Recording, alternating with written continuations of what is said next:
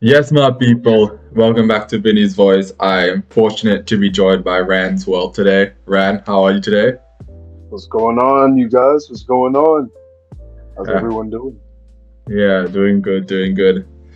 So I would like to firstly ask you about a personal sort of question. You've recently shifted from your own personal channel to working more with the main card, your friend John. What was the main reason behind that? So, the main purpose behind the whole shift in what I'm doing with Rand's Room and kind of bringing it on board to the main card, it's like I'm seeing the difference in both channels' algorithm. I'm seeing the difference in the growth on both stuff because I've been testing it out. I do kind of both of the same content on both channels. So what I did is I took the shorts that I created on Ransational channel and I brought it over to that channel, main card, and the views are exponentially different. Like I think on my channel, my graph is the last 28 days, 30,000 views, and then on the main card, the last 28 days, it's 90 something thousand views. Wow, yeah, Yeah, it's a huge difference, and I'd be dumb to not capitalize on something so in my face right. in a way. Right. So obviously you work with the main card, John.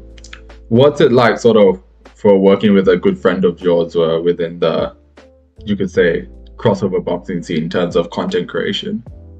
It's it's an experience for sure. Like I enjoy making the podcast. I enjoy doing all the behind the scenes stuff that I do, but it's definitely like a whole new experience because you have to hold each other accountable. You have to make sure each other is on top of something. If someone's slacking, it can show in the performance of the videos or just the energy that's being perceived.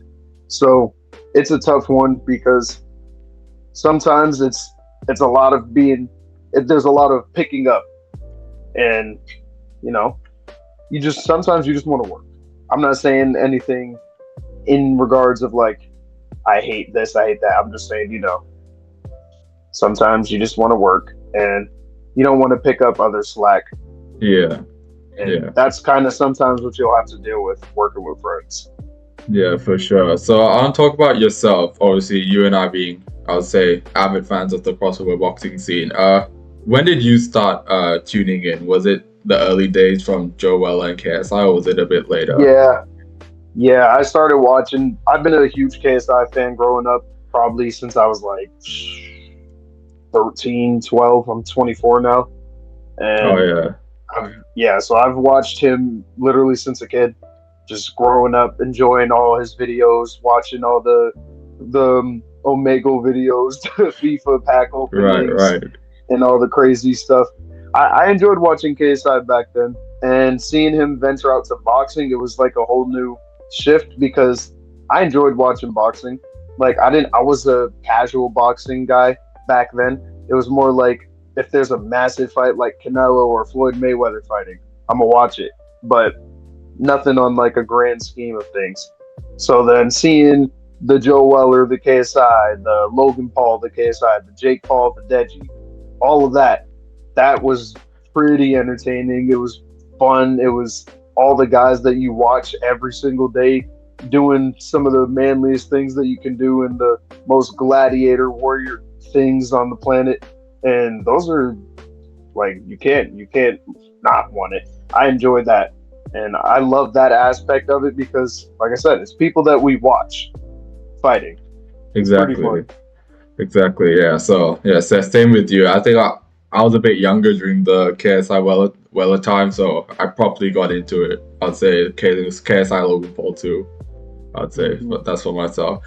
But you're obviously a notable name in the small creator boxing scene, but Right. obviously outside of like Misfits, not many individuals know about it. Could you explain about what the small creator boxing scene is to people who don't know about it and how actually important it is for creators as Right. to like express So themselves on like to like potentially even like go on to Misfits.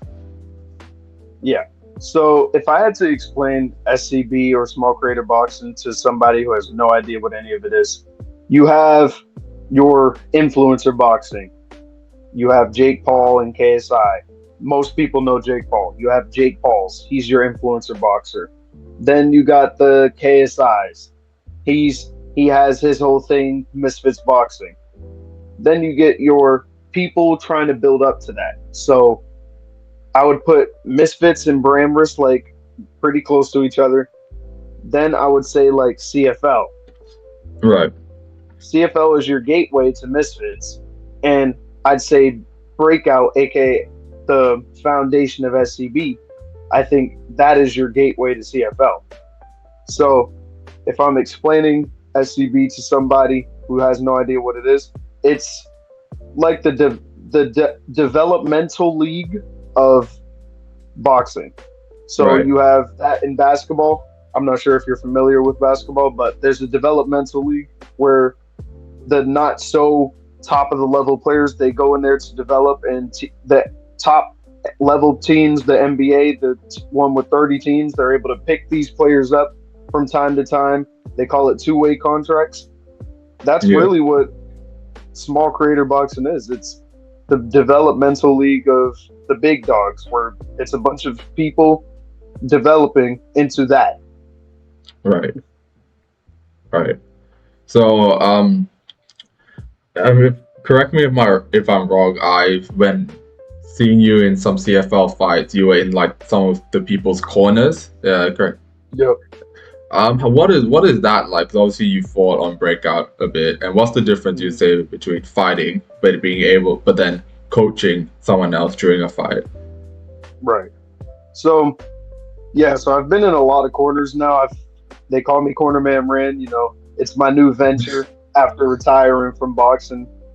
But I I enjoy coaching, and I'd say the difference in the two is obviously one, you're not getting punched in the face anymore, Yeah. except for doing like pad work and stuff and like sparring with your guys. But mine is that you're not getting punched in the face anymore, and you're now able to learn the game on a much grander scale. It's not so much put yourself into the situation. It's how can you explain this to somebody and also motivate them to do it. Right. And I find a lot of joy in seeing people win, and that's something that motivates me to be a better coach on a day-to-day basis. I'm a psychopath with studying, and I study a lot of coaching to Right. learn how to become a really good coach. I'm trying to get a coaching certificate so I can Oh be yeah. a legitimate coach, and all that stuff is like that's stuff that you need when you're trying to grow into this next level of CFL or Misfits. Exactly. Exactly. That's honestly really cool to hear. So for the small creator boxers or for yourself, do you think the end goal is always going to be Misfits boxing in some way or form for yourself? For myself, no. My end goal is just to become famous, and that's something that I will work towards no matter what. Like Misfits, I had the site when I was a fighter, but now that I'm retired and a content creator and actually putting in the work to see my content grow, I've I've grown the mindset way far past Misfits. I see Misfits as something that could just happen on the path to where I want to be. Right. So no, I don't see Misfits as a end goal for myself. Uh, okay. But like maybe like potentially like a broadcasting gig, like for example, either Ben the Bane or Absolutely. If they, yeah. if they want to offer me broadcasting gig, I would do it right now. Like Yeah. that's something I've grew up wanting to do. I grew up just wanting to be an analyst or a journalist. I went to college for 1 week, and I was a sports management major because that's something I grew up loving. I love sports debate. I love arguing in a round table about sports. I love just talking to my friends about sports and all that. I'd have some pretty good broadcasting skills if I say so myself. Check out Breakout '06, where I did a lot of commentary. Yeah, yeah. And you also have some pretty good, I'll say, editing skills as well. I saw your thumbnail you made for Wade on Twitter. I appreciate like that. 2 days ago. Wade Yeah, didn't want the thumbnail, but it's all good. I'm gonna keep working, and maybe one day somebody bigger will take my thumbnail making skills, or maybe my thumbnails on my page will just blow up, and people exactly, enjoy my page for my thumbnails. You know. exactly. So, I would like to speak more about the small creator boxing scene. It's all like the family that's For sure. being created. How important did you expect like a sort of that family environment within people within the breakout space, or are you surprised about it? Honestly, no, I didn't. I didn't expect everybody to be how cool they are, and I didn't expect these people to become family over time. I honestly just came into this just talking shit. Like my first instance in this entire scene was me going out there, calling out Pat and calling out Waffle, saying, "Yo, these guys suck. Put me above them." And you put the time all the way now. We're all good friends. These are all my peoples, and like everybody around me, they all respect me. They all appreciate what I do, and yeah, I definitely did not expect it. And I will say, when you bring out good positive energy, that is what you will get back. So if that Hmm. brings family vibes to you, then that's how you'll get it. Yeah, really good to hear. So obviously there's still a good amount of time in the year. Any sort of goals and plans for yourself that you'd like to achieve this year?